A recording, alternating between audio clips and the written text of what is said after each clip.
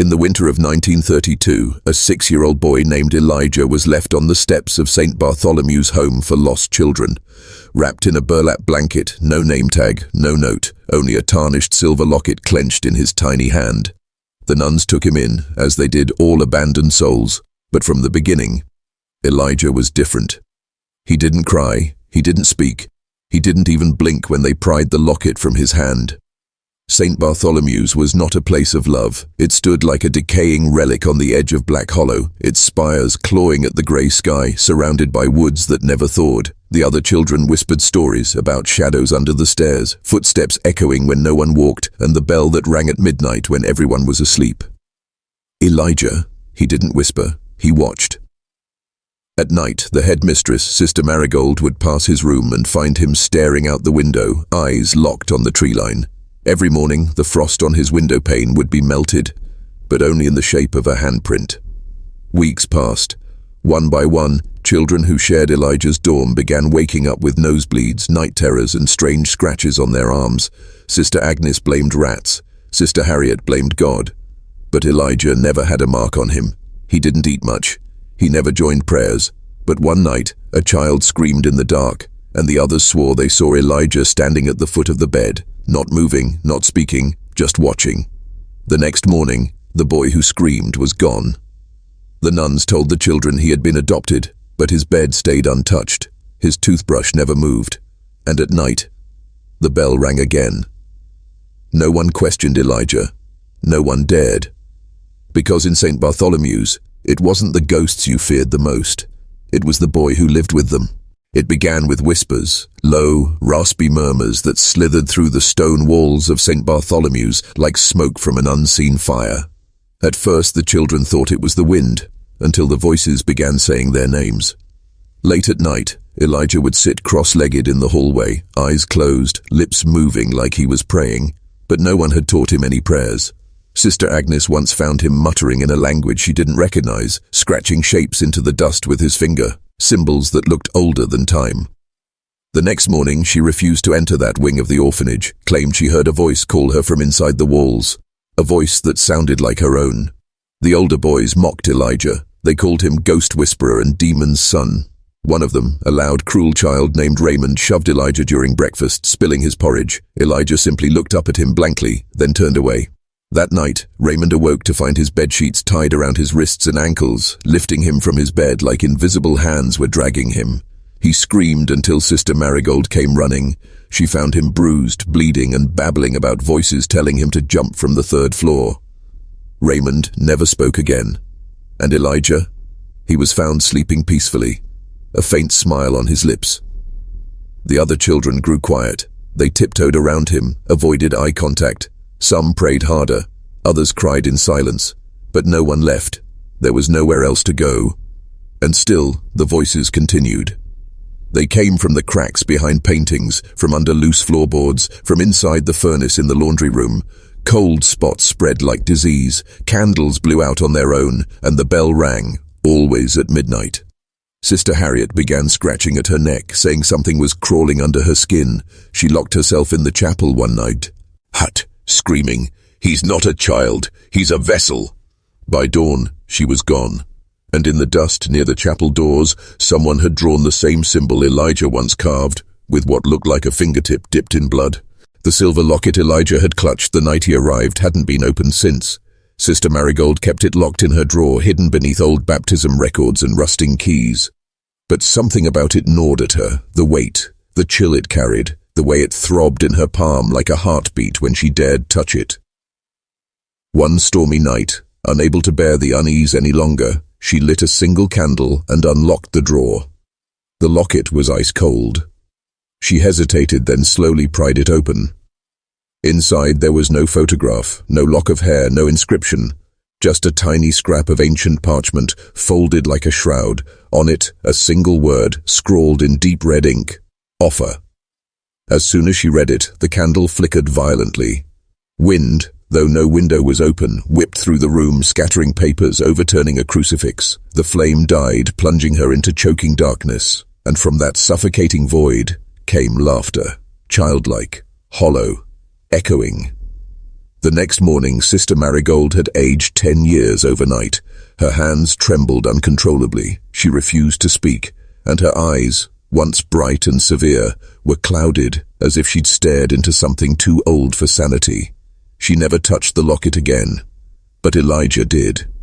He broke into her office 2 nights later. The drawer was already open, the locket waiting. He took it silently, held it to his lips, and whispered something in the same forgotten tongue he'd muttered weeks before. The walls groaned, doors unlatched, and down in the basement where no child was allowed, the furnace roared to life on its own. From that night onward, the orphanage changed.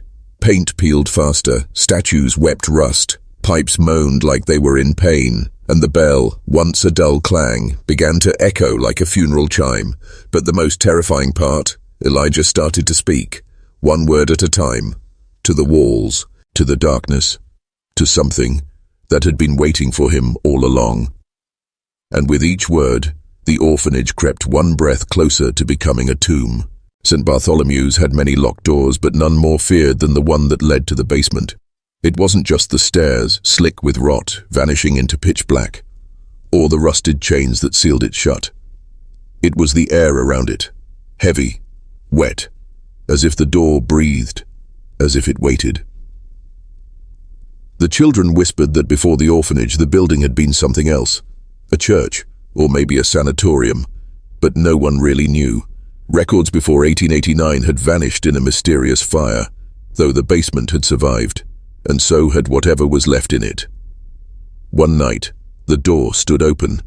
No one saw who unlocked it, but Sister Agnes was found the next morning, curled in the hallway, eyes gouged out, muttering, "It's hollow down there. Hollow and alive." The older children dared each other to go down, but none had the spine. Except Elijah. He didn't need a dare. One midnight, the bell rang louder than ever. Elijah stood at the top of the stairs, holding the locket tight in one fist, a candle in the other. No one stopped him. They only watched as he descended, barefoot, silent, until the shadows swallowed him whole. The door closed on its own. For 2 full days, Elijah was gone. No one could sleep. The walls moaned like they were missing something. Whispered voices turned to shrieks, crucifixes flipped upside down. The nuns tried to bless the halls, but their holy water boiled on contact. Then, on the 3rd night, the bell rang again, and Elijah returned. But he wasn't the same. His skin was cold, his hair damp with something that wasn't water. His eyes, they didn't blink anymore. He didn't speak of what he saw, but the furnace glowed brighter, the candles flickered black, and every night after that, one child vanished, always the sickest, the weakest, the ones no one would ask about. It was as if Elijah had gone below and made a deal, and whatever answered wanted payment in flesh. The nuns of St. Bartholomew's had always ruled with strict devotion. They fasted, prayed, and punished the children with a coldness that only God could justify. But after Elijah returned from the basement, something inside them began to splinter. Sister Harriet stopped praying altogether. She tore pages from her Bible and fed them to the fire, muttering, "He's rewriting the scripture." Sister Agnes, half-blind and raving, wandered the halls with salt in her hands, trying to draw circles on the floor before the shadows erased them. Only Sister Marigold held her ground, barely. She gathered the remaining sisters in the chapel, sealing the heavy oak doors behind them.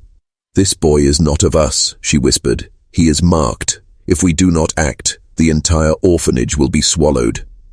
But as she spoke, the stained glass windows trembled. A thin line of black seeped from the crucifix overhead, dripping like oil, staining the altar. They ran.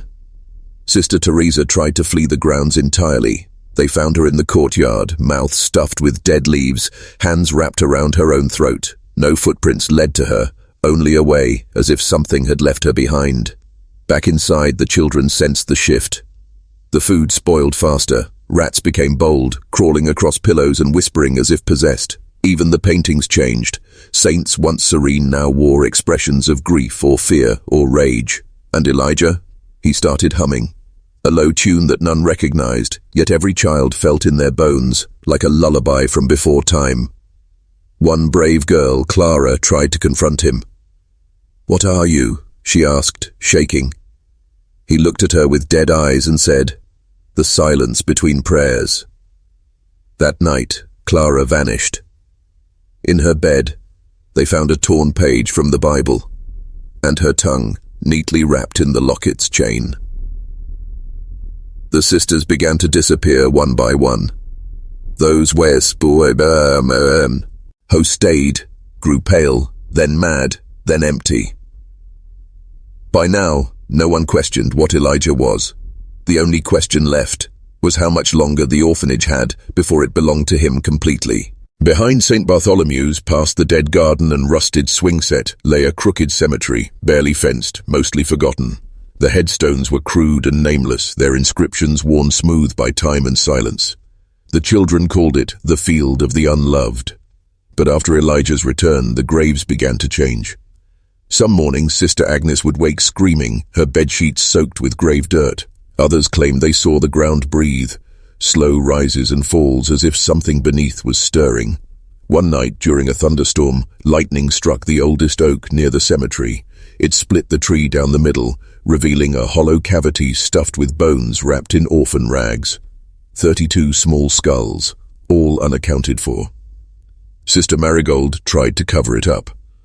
"Old plague burials," she said, but none of the names appeared in the church records, and one skull still had a wooden rosary clenched between its teeth, the kind only the orphans were given during morning prayers. Elijah stood by the window all that night, watching the storm. The next day, 3 more graves appeared, fresh, no names, no ceremony, just mounds of earth, and small muddy footprints leading back to the orphanage. The children didn't play outside anymore, not near the cemetery, not near Elijah, especially not after what happened to Benjamin. He was one of the younger boys, sickly, sweet, barely spoke above a whisper. He vanished during nap time. 2 days later, the earth behind the swing set cracked open. Benjamin's body was there, arms crossed, eyes open, mouth stuffed with ash, and on his chest lay the silver locket. But Elijah still wore his. So what was this second one? Sister Harriet tried to burn it. The fire refused to catch. Instead, the flames curled inward, like they were bowing. That night, the chapel bell rang 13 times, and for the first time, the orphans didn't cry. They listened, because something beneath the soil had woken, and it was no longer just watching, it was remembering. It was the first full blood moon in nearly 60 years when the final shift began. The night sky above St. Bartholomew's burned red, bathing the crumbling orphanage in a hellish glow. The children didn't sleep, the nuns didn't pray. Even the wind had stopped, as if the world itself was holding its breath. Elijah stood barefoot in the courtyard, silver locket clutched in his hand, whispering to the air like it answered back. His eyes glowed faintly now, not with light, but with memory, as if he could see through time. And the ground responded. Graves cracked open, not violently, but gently, reverently. From each one rose a figure, small, crooked, still wrapped in the decayed cloth of forgotten children. Their skulls twisted toward the orphanage, eye sockets locked on the windows. The dead orphans had returned. Inside, Sister Marigold gathered the last of her strength. She knew the rites, ancient ones, forbidden even by the Vatican. She lit black candles, formed a circle with salt, and opened a book she had sworn to never read again. But when she began to chant, her voice faltered, because Elijah was already in the chapel. He stepped into the circle without fear. The salt didn't burn him. The pages of her book turned on their own. And then he spoke, fully and clearly, for the first time. They took us, buried us, forgot us. I remembered. Sister Marigold begged, tears streaking her worn cheeks. What do you want? Elijah smiled. Balance. He raised the locket, opened it, and inside, the parchment now pulsed like flesh. Words shifted, symbols rearranged, And then, the chapel doors burst open as the dead children entered, silent and waiting. Each one took a candle. Each one whispered a name. And with every whisper, a nun collapsed, lifeless, eyes wide, lips muttering prayers that God no longer heard. By dawn, only the children remained, and at Triplets' center stood Elijah, neither ghost nor boy, but something older, something called. The blood moon faded, but its work had only just begun. Years passed. St. Bartholomew's was shut down by the state after reports of disappearances, strange deaths, and mass hysteria among clergy. The building was boarded up, fenced off, and left to rot. Locals warned travelers not to go near. They said it was cursed, said you could still hear bells at night, said sometimes you'd see a child at the window. Elijah's name was never recorded. The children who remained were never found. And the church? It stopped asking questions. But the building stood. Weather couldn't break it. Fire wouldn't catch. And when one developer tried to bulldoze the site for a shopping mall, the machinery shut down on its own. The crew chief was found the next morning in his truck, his eyes missing and his mouth stuffed with ash. No one tried again. Decades later, a paranormal investigator named Lucian Ward snuck into the ruins with a camera and crucifix. His footage never aired, but fragments were recovered from his equipment, which police found outside the orphanage gates, neatly placed like someone had returned them. In the footage, Lucien walks the dark halls. He whispers, "The walls are warm, like they're breathing." Then, in the final clip, blurred and shaking, the chapel door creaks open. Inside stands a child, still 6 years old, still barefoot, still holding that silver locket. Elijah looks directly at the camera and smiles. Then the screen goes black. No one has entered since. They say the orphanage remembers, that the walls keep count, that the bell still tolls at midnight, not to mark time, but to feed it. And in the basement, beneath stone, beneath bone, something continues to burn, a furnace that never dies, a hunger that never sleeps. Elijah was never just a child. He was the echo of every forgotten orphan, the rage of every nameless grave, and the silence left behind when the world stopped listening. He didn't haunt St. Bartholomew's. He became it. And now so will you, if you ever hear the bell, because once it rings for you, there's no leaving, not ever.